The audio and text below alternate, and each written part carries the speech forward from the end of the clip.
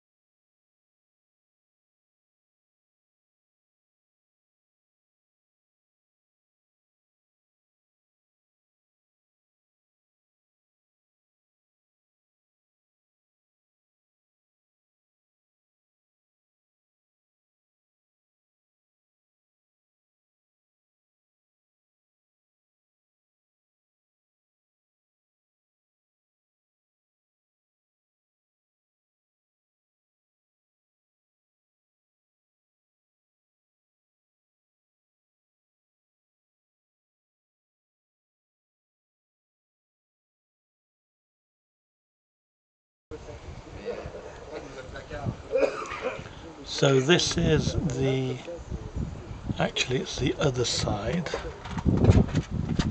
where I said that I would film from up here. And so I was down, I just pulled over from the road down about there. somewhere just beyond that house.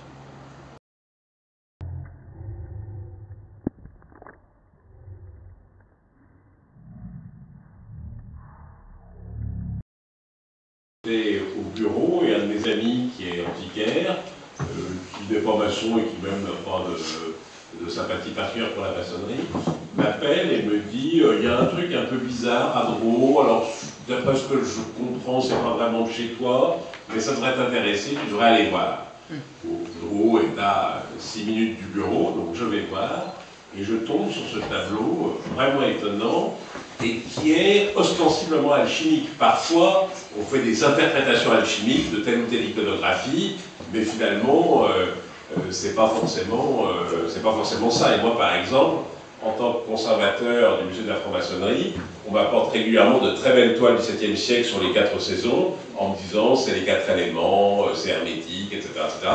Donc là, c'est pas une interprétation, c'est ostensiblement alchimique, à moins d'être d'un rationalisme étroit. Et donc pour toutes les raisons qu'on a exposées dans la première partie de notre communication, on se dit vraiment c'est intéressant. Et arrive l'après-midi où il y a la vente aux enchères, donc on y va le cœur serré comme à chaque fois. Et finalement, eh bien, il y a quelques enchères et on arrive à acquérir ce tableau et on est très fiers de nous. On est très fiers de nous, on le ramène à nos dômes au musée de la franc-maçonnerie, à, je sais pas, 500 mètres. Alors les 100 premiers mètres étaient légers, il est très lourd, donc les 100 derniers mètres étaient un peu durs, mais donc on le ramène. Et là, ce qui montre quand on est quand même au cadet, un soupçon d'esprit critique réapparaît après l'enthousiasme. Et je me dis, mais si ça se trouve, c'est un mec qui a voulu faire un truc rigolo en 1920, et c'est une forgerie, après tout, pourquoi pas? C'était pas vendu comme un truc tout à fait authentique, la notice était, alors on dirait que c'était un tableau alchimique, mais bon, était, ben, voilà. Et donc, première question, est-ce que c'est pas, non pas un faux, mais un ludibrium à la manière de. Donc, bah, la seule façon de faire ça, c'est de soumettre ça à une technicienne, à une professionnelle de la peinture. Et donc, nous l'avons soumis à une grande restauratrice qui restaure d'habitude des Vasarely, des Picasso. Alors, nous, on n'a pas les mêmes budgets, mais ça lui change les idées. Donc, elle s'est mise sur ce tableau. Elle nous a dit plusieurs choses. Elle nous a dit que, bien sûr, il avait été entretenu, entoilé, etc., mais que la peinture était de la fin du XVIIe ou du début du XVIIIe, donc première information, donc c'est pas un faux.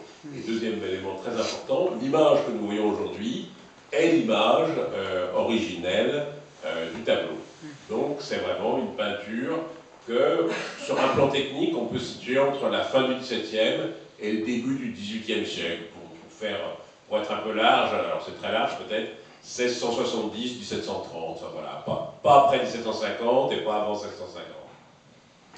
Donc une fois qu'on sait que c'est une œuvre vraiment ancienne, eh bien, reste à se demander d'où elle vient, avant d'en faire l'analyse sur le plan alchimique. Et alors là, eh bien, on a fait défiler un certain nombre de spécialistes. Et notamment, bah, c'est l'avantage d'être musée de France, c'est qu'on est dans un réseau d'experts, et on a pu faire venir des gens très compétents qui d'habitude s'occupent de tableaux au Louvre, etc. Alors ils nous ont dit une chose qu'on comprend bien d'ailleurs, c'est que c'est une peinture un peu artisanale. On voit bien que c'est pas un grand maître qui a peint ce tableau, et que du coup, une peinture un peu artisanale, c'est toujours difficile d'en donner l'origine. Parce qu'il y a un côté un peu naïf, un peu maladroit, etc. etc. Mais en poussant l'expert, qui n'était rien d'autre que quelqu'un qui est responsable de la peinture du 7e et 18e au Louvre, il m'a dit, moi je verrais ça espagnolo-portugais, me dit-il, à cause de la forme des ailes des anges. Enfin, il me dit, je ne l'écrirai pas, mais sous la torture, c'est ce que je dirais. Il ne l'a pas écrit, mais moi j'ai rapporté son témoignage. Mais en fait, je pense que c'était une intuition, hein, c'est-à-dire que c'est. Et donc, ça serait une peinture qui serait ou espagnole ou portugaise, à son sentiment, mais lui ne disait pas du tout qu'il en était sûr. Il disait, quitte à donner une origine, il donnerait cette origine.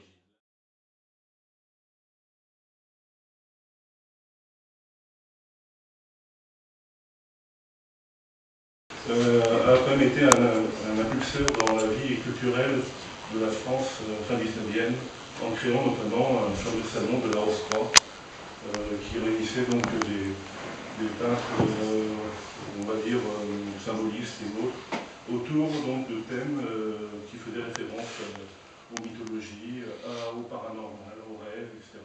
Donc, ça préfigure certaines choses. Même si d'un point de vue de la facture,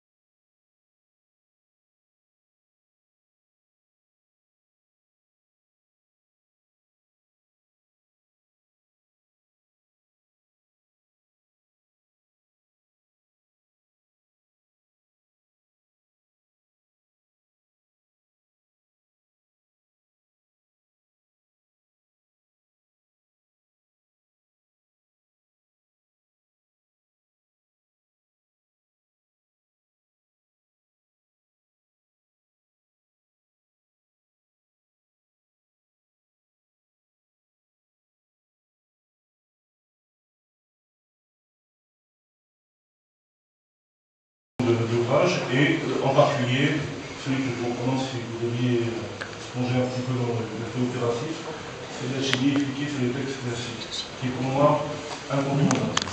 L'autre livre que je conseillerais, s'il était nouveau disponible, et là, c'est la mienne s'il vous plaît, le laboratoire de chimie, livre remarquable également, dans la lignée de cette équipe. Alors la voix, on va rapidement, donc on part vers une règle.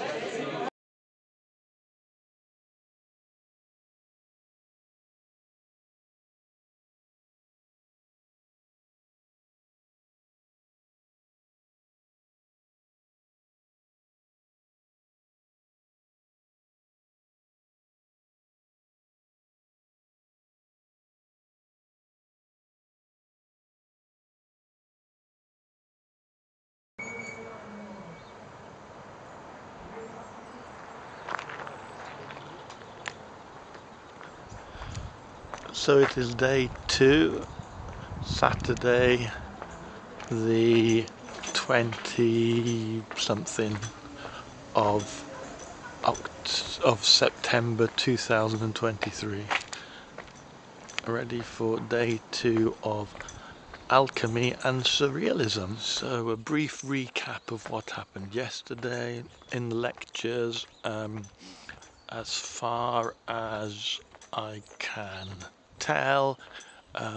Alchemy was pretty prevalent and active in the 17th and 18th century. I suppose that they were talking specifically about France, and here are people with loaves of bread. Bonjour. And so alchemy, walchemy, balchemy, and so yeah, and there was lots going on, and lots of laboratories with alchemy being practiced. And is alchemy just another way of going inside oneself and analysing oneself, or bringing out some kind of inner truth or inner connection with the universe and then it talked about scientific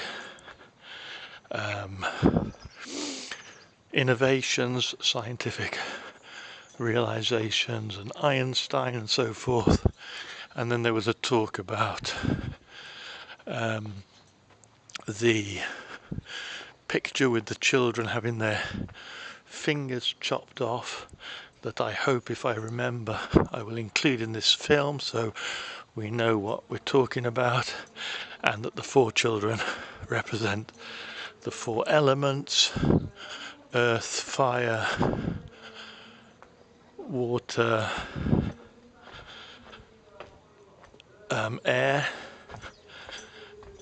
Is that right? Yeah, I think so.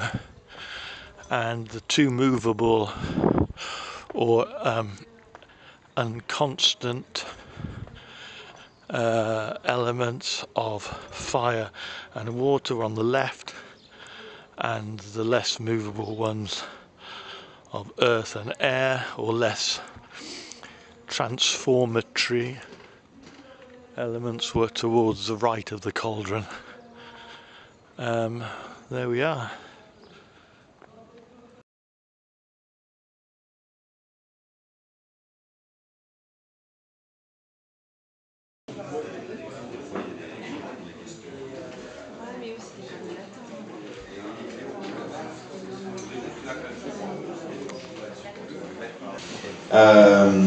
Donc, André Breton et l'alchimie.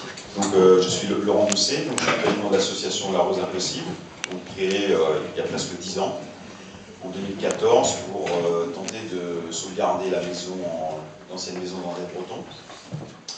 Donc, juste à côté, là, à Saint-Cyr-la-Popie, et vous voyez, bon, on est un peu débordé. L'opéra, comme l'étymologie d'une ouverture en la nuit, que l'on retrouve aussi dans opératif, tel dans l'alchimie opérative par exemple. Et donc, tout d'abord, je tenais à remercier Johan Armand Gilles, artiste et éditeur venu d'ailleurs, à l'origine de l'idée de ce colloque et de cette exposition surréalisme alchimie, et pour son co-commissaire de départ, Clément Gassler, membre du bureau de notre association. Donc, d'amis et anciens stagiaires, de passionnés, de curieux, d'initiés, de voisins et de plus lointains, venus pour certains depuis Prague ou Québec, depuis le nord, le sud, jusqu'à Saint-Cyr-la-Popie, magnétisés par cette mémoire vive du surréalisme, réactivée ici par une petite bande d'illuminés, à la sororité et à la fraternité gauloise, de celles et ceux toujours prêts à se frapper, mais par l'esprit seulement, à coups de poissons solubles ou de trinquer à coups de Graal.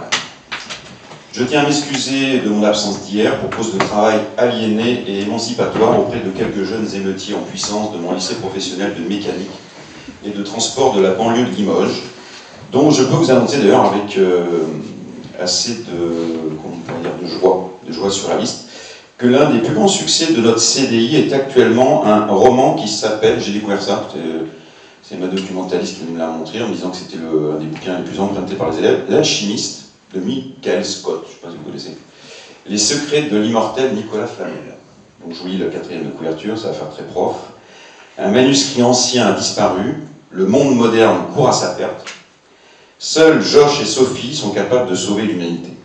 Les voilà sur le point d'entrer dans la plus grande légende de tous les temps. Je crois que notre programme, plus ou moins crypté de ce colloque, est en partie dans cette couverture par Jacques Lacan, c'est plutôt le langage, et plus exactement le langage des oiseaux. Ces oiseaux à qui André Breton avait laissé la tour de sa maison de Saint-Cyr, par laquelle maintenant on rentre par le toit. Cette langue, telle qu'elle apparaît au fond du creuset de ce tableau. Je ne sais pas si tout le monde l'avait remarqué, en tout cas moi pas le premier. Ce tableau du XVIIIe siècle, vous voyez, donc l'aboutissement visiblement de la chimie opérative, ça serait de trouver ou de retrouver cette langue. Donc c'est un tableau du XVIIIe siècle, le siècle de Diderot, le philosophe et encyclopédiste considéré comme le plus matérialiste et athée, qui était né en 1713. Le 1 et le 7 collés du 17, comme la lettre A en majuscule, le 1 et le 3 collés formant la lettre B. 1713, comme la signature cryptée d'André Breton, qui chiffrait les lettres de ses initiales comme un secret, une formule. Le lieu et la formule de l'errance du vagabond pressé de Rimbaud toujours, cet alchimiste du verbe. Il y aurait un nouveau jeu à inventer, non plus les chiffres et les lettres d'Armand Jameau, mais déchiffrer les lettres, à la manière d'André Breton. René Allo lui-même s'y est employé, comme l'indique, ou l'indiquait, parce que je vois qu'il a été roulé, le rideau d'entrée de l'exposition Surréalisme et Alchimie. Sous la reproduction de sa photo introductive, qui fait face à celle d'André Breton, je pense qu'elle est reproduite sur le catalogue, donc je pense que comme tout le monde va écrire le catalogue, donc vous pourrez trouver cette photo. On peut lire René Allo, 1917-2013. Et oui, avec un tréma sur le i de oui, 1917 et 2013. À nouveau, 1713. Le plus bel hommage que vous pouvez rendre René Allo à André Breton, l'un dans l'autre, littéralement, pour reprendre le titre d'un célèbre jeu découvert par les surréalistes au début des années 50 à Paris, dans un café, et qui a été le plus souvent joué ici à Saint-Cyr des centaines de fois, comme nous le révèlent les archives et les fixes avec la correspondance. Il peut marquer le renforcement ou le commencement. Qu'on en juge, le XIVe siècle occidental fut l'un des moments les plus catastrophiques de l'histoire de l'humanité. Jusqu'à un tiers de la population de l'Europe a disparu de manière violente dans la précipitation de la fin du féodalisme, par la non prise en compte des contradictions morbides pourtant connues d'un système économique, social et politique à bout de souffle, comme l'est le nôtre aujourd'hui. Ce fut aussi un temps de grave crise des consciences, surtout des pauvres gens du peuple travailleur des campagnes, face aux fléaux du temps vécu comme des malédictions divines, mais qui ne semblaient plus pouvoir être prises en charge symboliquement et pratiquement par les structures religieuses et sociétales de la chrétienté seigneuriale. Le XIVe siècle est celui encore de la mise à l'index des textes de la date chimique, qui n'avaient pas été interdits comme hérésie, étrangement, pendant le Moyen-Âge. Il est bon de réhistoriser l'alchimie, et je lance un appel d'ailleurs aux historiens pour écrire ce qui pourrait être l'équivalent d'un parcours souterrain de l'alchimie médiévale en Occident, pour le dire à la manière d'un Patrick le Petit, sauf si peut-être il va me dire dans les questions tout à l'heure, dans sa grande érudition, que peut-être quelqu'un l'a déjà fait. À la fin du XIIIe siècle, puis durant tout le XIVe siècle, les bénédictins, puis les franciscains, ordonnèrent la destruction de tous les ouvrages faisant référence à l'alchimie, et même ceux qui avaient rapproché de clandestinité s'opère du Christ, qui va croiser d'autres mouvements de libre pensée dans une dynamique de laïcisation et d'émancipation, plus ou moins souterraine, mais qui sape sûrement les fondements de l'Ancien Régime, comme la taupe d'Hegel, ou l'eau et le sucre, au début des Chants de Maldoror de Le Clermont. Le centre de l'alchimie, à l'époque moderne, se déplace un temps, cependant, vers le territoire plus clément de Prague et la cour de Rodolphe II, notamment.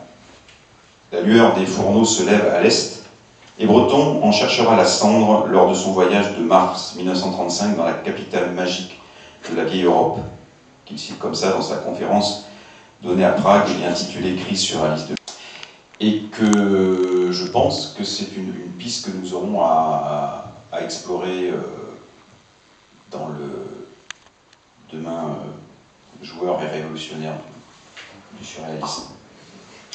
Donc, mais Paracels, pour revenir à Breton, c'est aussi le personnage de l'une des deux cartes dessinées que le futur auteur d'Arcane 17 tire au sort de la fabrication du jeu de Marseille, lors de son séjour en transit quasi clandestin à la villa Herbel, gérée par le Centre américain de secours, dirigé par Marianne Frey en 1940, qui serait d'un côté purement matérialiste et de l'autre des spirites farfelus.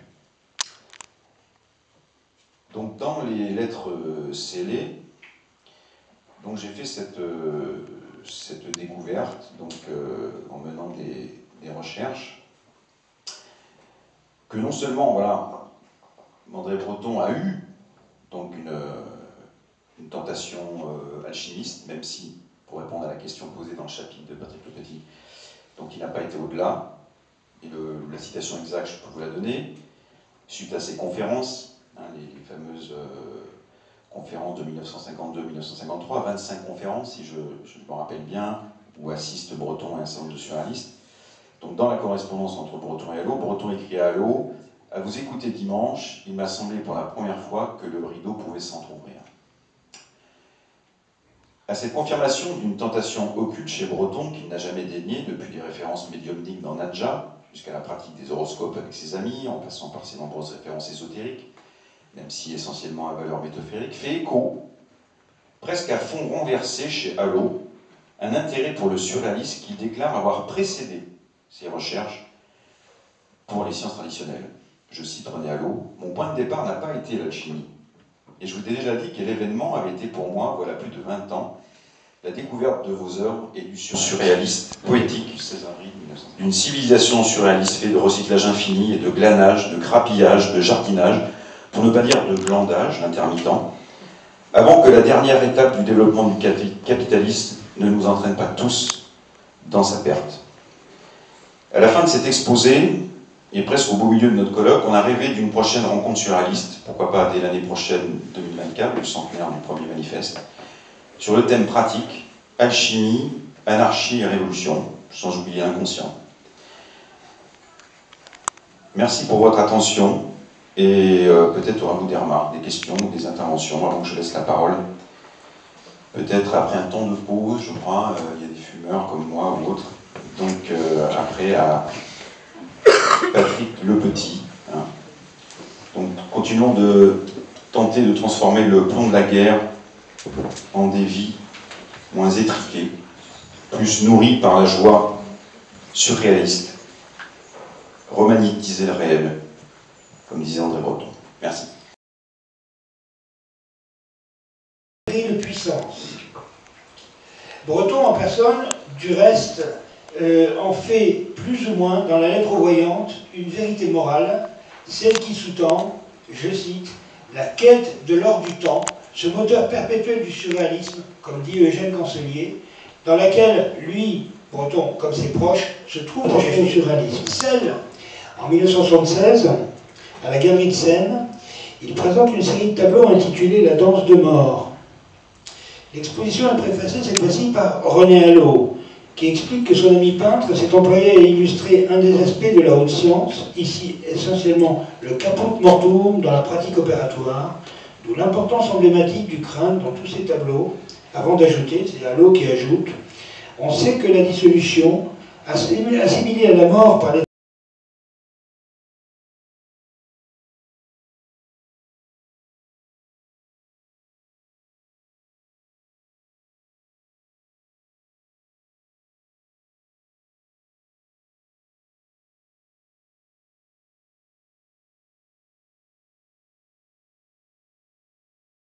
Operis processio dicitur omne opus mulierum atribus poerorum, dans l'incipit d'un traité de l'artis auriferae de 1593. Et je ne résiste pas au plaisir d'en citer un court passage. Je cite, « Cette chose dont on extrait la pierre, les pauvres autant que les riches la possèdent.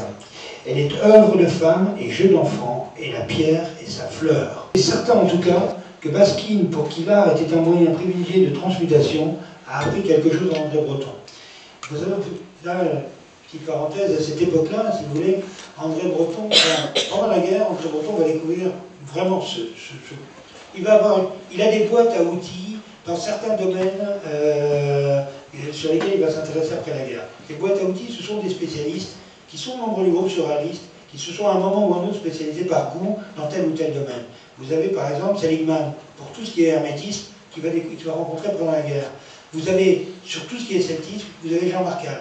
J'ai retrouvé une lettre, la trace d'une lettre que Breton écrit à Marcal, au moment de la préparation de l'exposition Présent des Gaules, au musée pédagogique, dans laquelle il écrit clairement « J'ai besoin de vos lumières pour écrire mon texte Présent des Gaules ».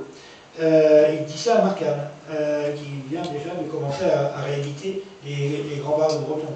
Et très lié, Allo va développer, approfondir sa connaissance de l'alchimie.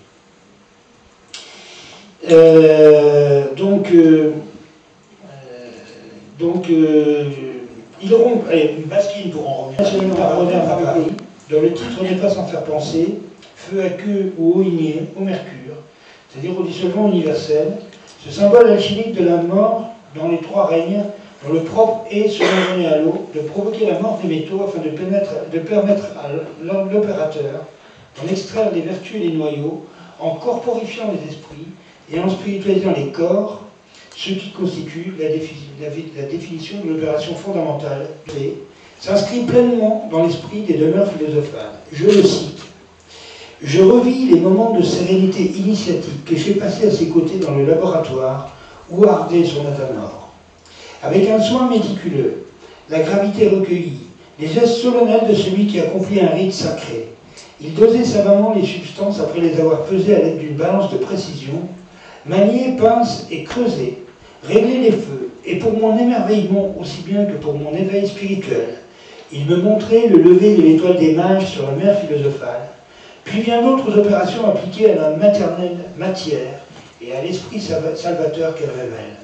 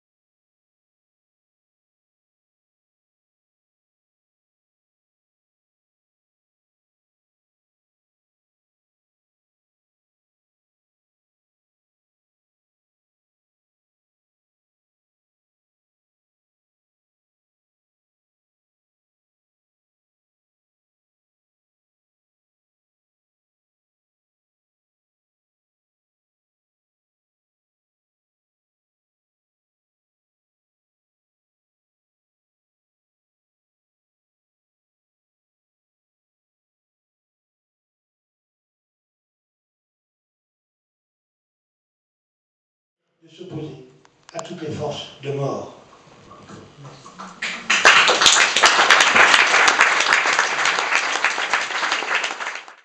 Au grand œil, le soleil noir. C'est une œuvre du soleil noir. Le soleil noir de la mélancolie. C'est pour ça que quelque part j'ai fait une. Et je le découvre parce qu'on ne peut travailler que dans la fièvre. Corde.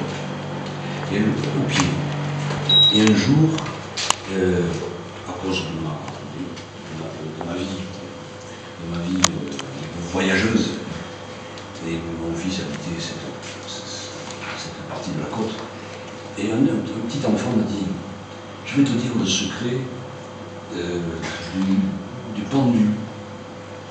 Et alors il portait le bois autour du front, et puis il m'a dit, tu sais, on n'est pas attaché au pied, on est attaché à la ceinture, parce que si on se jetait dans le vide avec les pieds, et en fait, la corde passait à travers le pantalon. Donc c'est le cordon ombilical. Et quelques années après, j'ai compris la carte du tarot, le pendu, surtout que je suis toulousain. Or, dans la légende dorée de Voragine, il y a cette fameuse histoire de pèlerin, une histoire qu'on retrouve d'ailleurs dans tout le Midi, y compris en Espagne, d'un pèlerin qui est accompagné de ses fils, et qui, tout d'un coup, le lendemain, est accusé d'avoir volé la vaisselle en argent de leur hôte. Et un des pèlerins est pendu. C'est le fils qui se sacrifie pour le père. Et quand il revient de son pèlerinage de Saint-Jacques de Compostelle, le père va voir son fils au cimetière. Et là, il découvre que son fils est toujours pendu, évidemment, mais qu'il n'est pas mort. Et qu'il lui dit, Saint-Jacques m'a sauvé, et je suis vivant. Et donc le pendu est dépendu.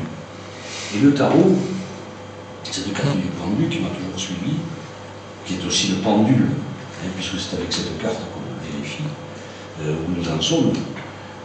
C'est avec ce pendule que tout d'un coup on va comprendre ce qui se passe. Et cette carte par exemple, mais il faut avoir une grande connaissance.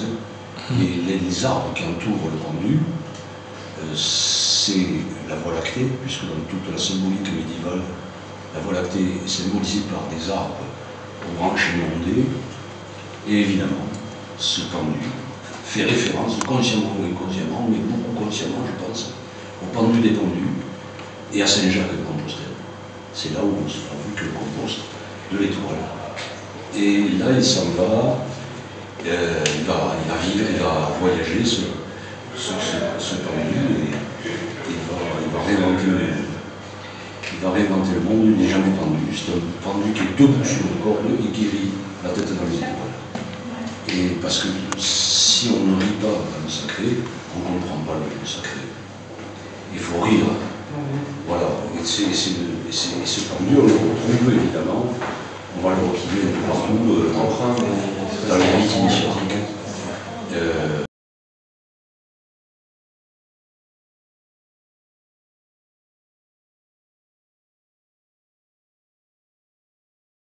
Question qui m'est chère, c'est la relation de René Allo avec les éditions Tchou. C'est vraiment en fait un sujet qui mériterait une étude en soi. Alors bien sûr, il mérite d'être cité la collection Réalité de l'imaginaire, vers les années 65, notamment avec l'encyclopédie de la divination, où il y a une préface de Gilbert Durand. Et là, c'est un aspect que je n'ai pas du tout traité dans l'écriture philosophale, c'est une nouvelle orientation, une orientation finalement qui va être progressive de René Allo envers un mouvement universitaire qui va s'intéresser de plus en plus à l'ésotérisme. Axé vers l'état d'éveil. Fin de citation. En 96, donc, en René Allo déjà, bien avant son âge. Le concept d'éveil, l'état de conscience central pour notre auteur, apparaît déjà à compter des aspects d'alchimie traditionnelle, comme c'est bien connu. Il renvoie à un état situé au-delà de la veille et du sommeil. Cependant que l'expression surcroît expérimentale n'apparaît que beaucoup plus tardivement. Tout au long de la science se rapproche du surcroît expérimental que nous avons ici. Je passe. Cet auteur, c'est Chevalier de Lubitsch. Une petite précision tout d'abord.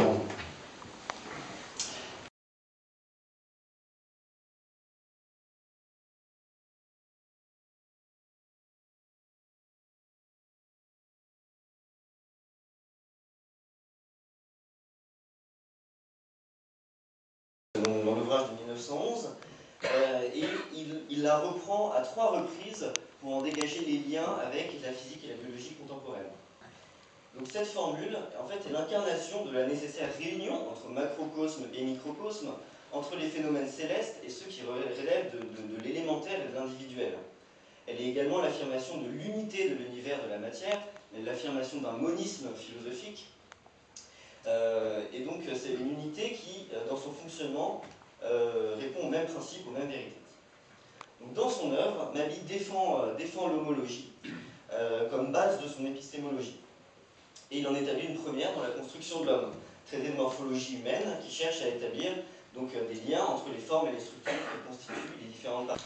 Plus encore, il s'agit de tendre, selon lui, à une représentation géométrique permanente et d'affiner l'observation, ce mode primordial de la connaissance qui seul révèle la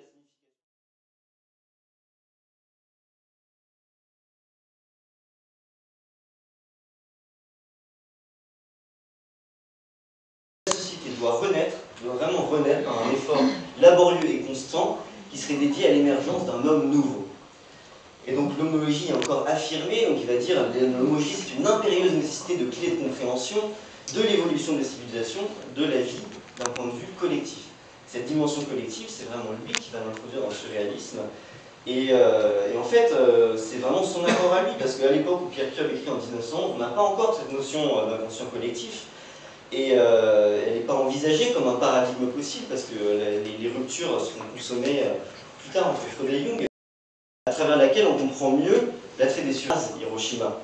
Et d'emblée, le symbolisme des couleurs assimile cet instant bouleversant à la quintessence alchimique dont le peintre reproduit les phases d'Héraclite telles que Jung avait décrit dans son ouvrage.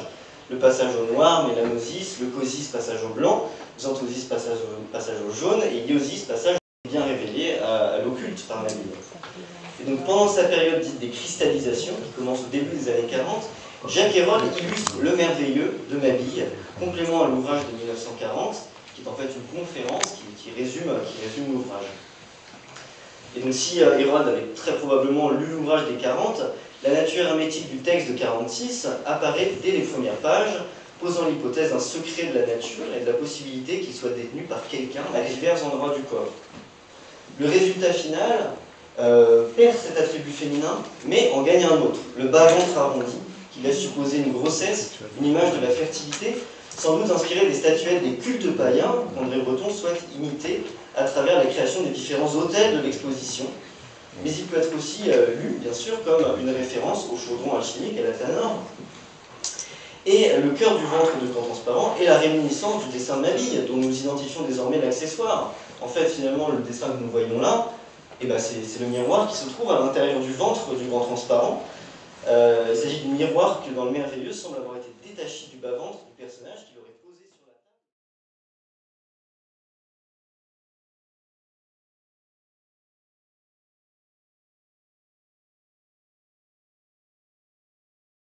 Sur la question entre les explications, on va dire, rationnelles, un certain nombre de discours, et puis les intentions poétiques sensibles qu'on peut mettre. Effectivement, ce que Mabille apporte, c'est cette idée que le meilleur chemin, le point de départ de la connaissance, c'est le merveilleux. C'est la merveille. C'est-à-dire qu'on a commencé par nous raconter des histoires avant qu'on nous enseigne l'histoire avec un grand H. Donc on sait aujourd'hui qu'elle est surtout, d'ailleurs, l'histoire des vainqueurs. D'accord ? Et peut-être que nous, la poésie, on est celle qui va être écrite par les soi-disant vaincus. Voilà. Et moi, ça, c'est quelque chose d'autre à mettre au travail. Voilà. Je passe la parole.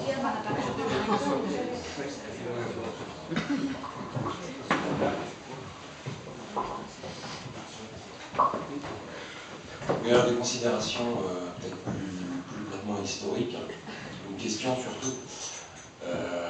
Si on soustrait l'héritage occultiste et le merveilleux dont on vient de parler, les perspectives épistémologiques, donc à la fois intégratives, homologiques et morphologiques de Mabille, moi, dès le début de votre intervention, m'ont évoqué un nom immédiatement, c'est celui de Roger Caillois. Alors, la question c'est, est-ce qu'il y a eu un rapport ou est-ce qu'il s'agit d'une vogue? C'est un mot que vous avez employé. Mais là, je trouve qu'il y a des perspectives qui sont vraiment très proches dans la visée, dans l'intention et dans la volonté. Et même le rapport aux politiques, d'ailleurs. Alors, Caillois, évidemment, beaucoup plus froid, et même ironique, d'ailleurs, que Mabille. Mais c'est une question. Ouais, mais je crois savoir qu'ils ne s'aimaient pas tous les deux, qu'ils ne se fréquentaient pas. Ça a trait normalement aussi à la création du collège de sociologie. Et Mabille était contre la création de ce collège, et il rapporte dans une enquête de Monroe, je crois, qu'il ne se dit pas content que de ces discussions avec X, on ne sait pas qui, soit né ce collège de sociologie qui met les pieds, qui pense mettre les pieds dans l'occultisme, mais qui en fait va se retrouver coincé, et en gros qui risque de se brûler, quoi, essayer de trop toucher le feu. Donc en fait il les met en garde parce que selon lui, ils ne fonctionnent pas bien, ils font une mauvaise utilisation de l'ésotérisme, et donc il y a sûrement beaucoup de choses à voir, effectivement, parce que les deux contribuent à Minotaure, Caillois dit énormément sur la biologie, etc. Mais je pense qu'ils ne s'aimaient pas.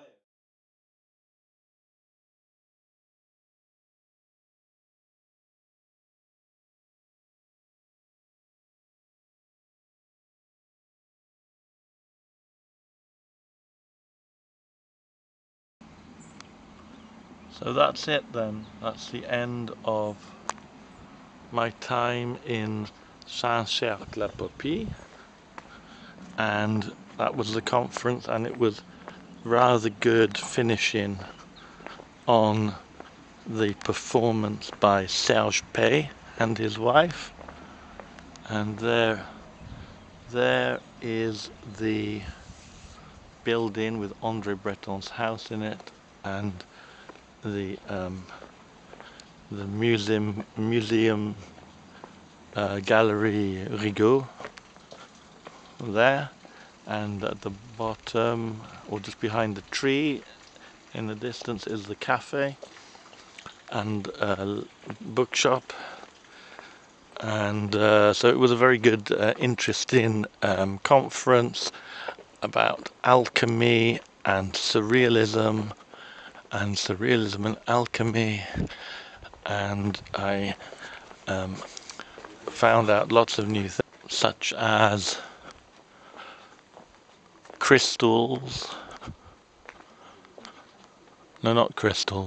minerals are considered by some to be the bones of the earth.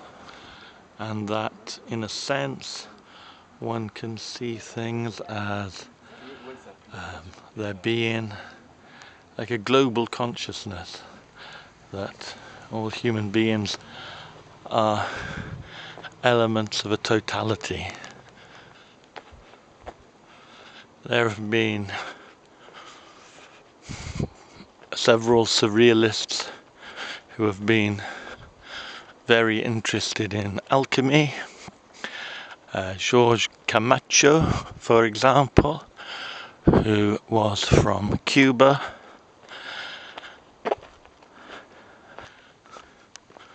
Also, very much so, Pierre Mabille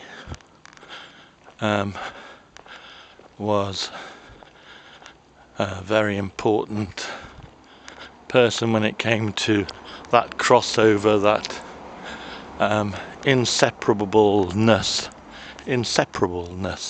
of surrealism and alchemy. There we are. Goodbye, Saint-Cercle, puppy.